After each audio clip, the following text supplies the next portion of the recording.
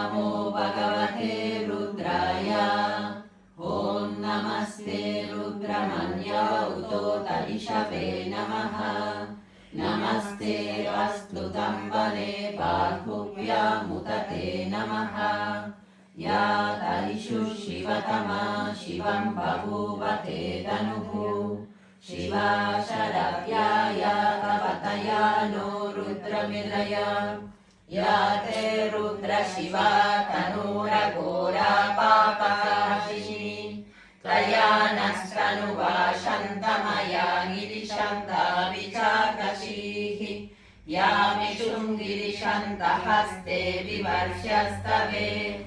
शिवां गिरित्रतां कुरु माहि पुंसीः पुरुषं जगते। शिवेन वचसा त्वा गिरिशा चावगामसि।